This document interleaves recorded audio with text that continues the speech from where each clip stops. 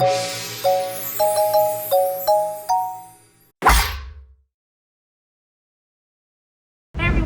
back to my channel, Rethink ADHD. I feel like I have triumphed a little bit because you see the glare, it's not here, right? Because I did some things and I moved some stuff and like here we are. So I'm very excited about this new setting.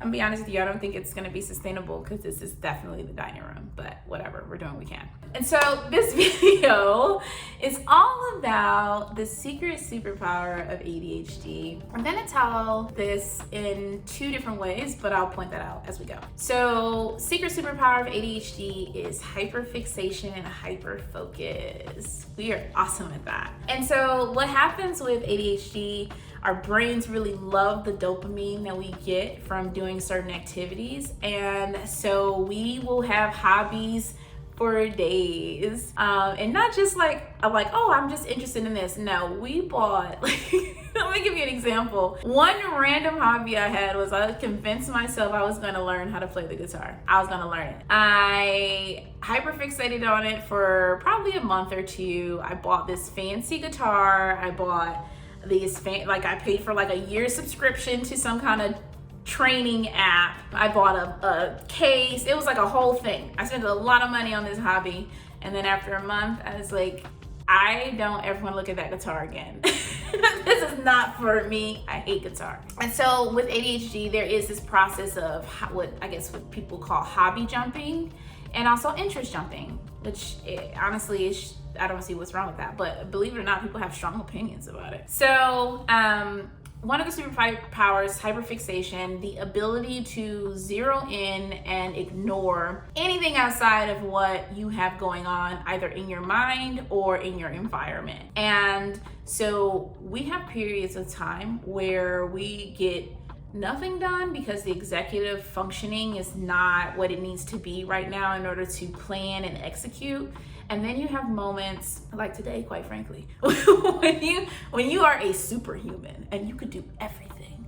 And so that can be very frustrating. I know I was frustrated with it because it feels like you become like a superhuman and then all of a sudden you're a regular human. And I know y'all regular degglers don't know what we talking about, but it is a sad place to be when you one of y'all.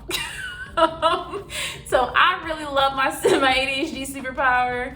I can get a lot done, and I get more done than anyone I know in a very short period of time. And people remark about this all the time. They're just like, the amount of stuff you get done in a short time frame is ridiculous. And I know. So it's hard to be a superhuman and then become a human at random. But I've also experienced, it's hard as a Black woman to have this pattern of behavior.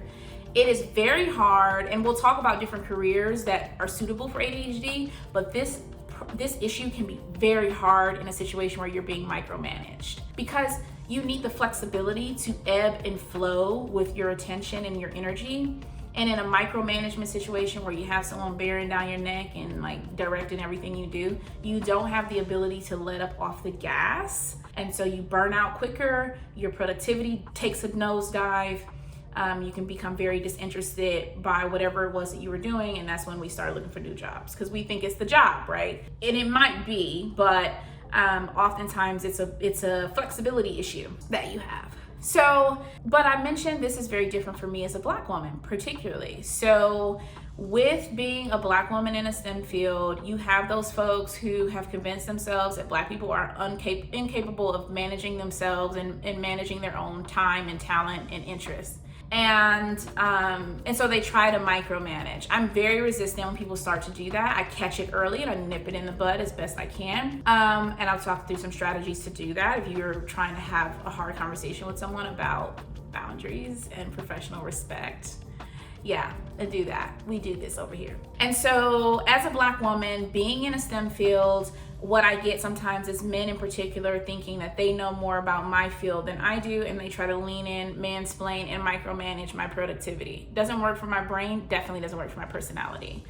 Other thing that happens with my hyperfixation is that when I'm hyperfixated or I'm hyperfocused, I'm hyperfocused. You could be standing next to me having a full-fledged conversation and I couldn't tell you anything about it. I wouldn't even hear you. It's like you disappear from the room. I don't know what that is, but like it's like I go into the void and I can't come out. It takes a lot to get me out of it, and I am kind of grumpy when I come out of it because I'm like, I want to continue to explore this thing, and you are distracting me to talk to me about, I don't know, email. So I am definitely not. Hi, baby. So y'all haven't seen Thor. You've met Loki. Thor is our beautiful husky, and he doesn't like to socialize, but sometimes he comes and says hello. So he says hello.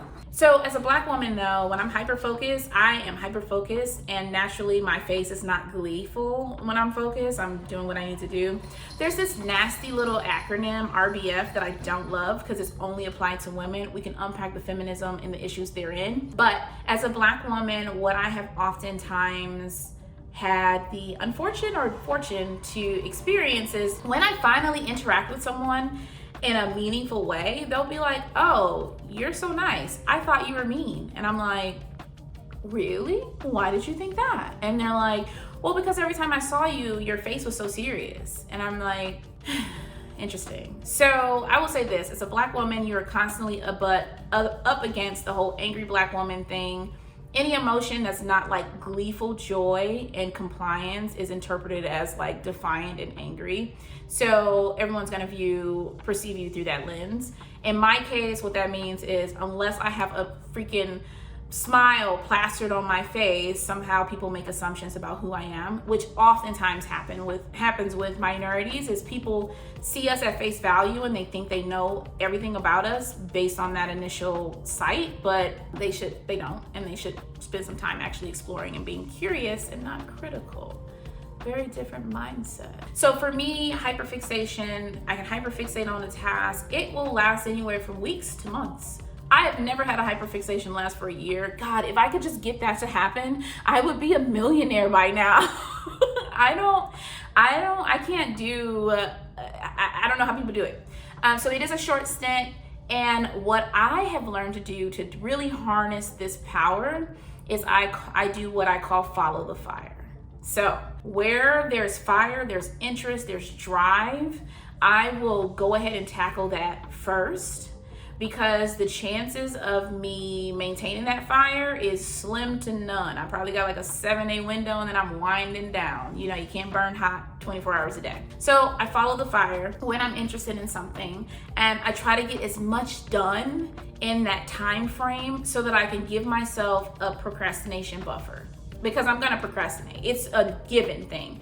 There are gonna be periods of time where I do every single solitary thing known to man in a day, and then there's gonna be like a week where I just am a vegetable. The way I deal with that is I allow myself to do that, and I make sure when I have the fire, I get as much done as possible while the fire is hot. The other thing that I know for ADHD is we love games or gamification, and the reason why gamification is good for everyone is it does give you a little bit of a dopamine hit when you achieve something. I'm a very competitive person, incredibly competitive. I compete about everything. And so for me to maintain productivity when the fire is burning lower, I have to gamify or create in my mind a competition so that I continue to be interested. I didn't realize I needed this. My coach helped me. Y'all, all this stuff is post-coaching, okay? So if you see me and you're like, oh, I wanna get a coach, that's my pathway to entry. So I re-gamify things where I'll go, oh, I don't wanna do this email, it's gonna take so long, and I will, suppose someone is going to check in on that email, I might tell myself, well, if you do this email now, then you'll be the first person to send the email, in which case you set the tone and you get to look like top dog. Whatever it is. I don't know. I made that up. But I gamify it and I create a competition out of it because I'm motivated by competition, and I feel super charged when I feel like I won. even if it's something as benign as sending emails. As boring as sending emails. So that is my ADHD. That is the superpower of ADHD, the ability to focus on something and fixate on something. There are a ton of ways for you to harness that power. I've given you a few examples that worked for me. But of course, this is about you and what you need and what you do. So in the comments below, I would love to hear either what you're hyperfixating on today, because I need new hobbies. Actually, y'all. I'm building a whole game, a whole board game, complete with 3D pieces. I don't know if you can like see that. You see those 3D pieces? Yeah, we 3D printed them and painted them. That is my current hyperfixation right now, getting this board game done. I have a few others, but that's the main one. That's the main one. So comment below, share with me your hyperfixation, your hobbies, and how does hyperfixation show up in your life? / how have you been able to harness this incredible productivity power switch for your success? Would love to hear it. Anyway, that's the episode for today. I look forward to seeing you next week.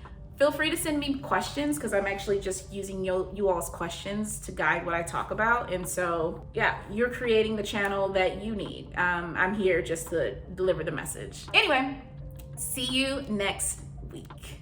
Bye.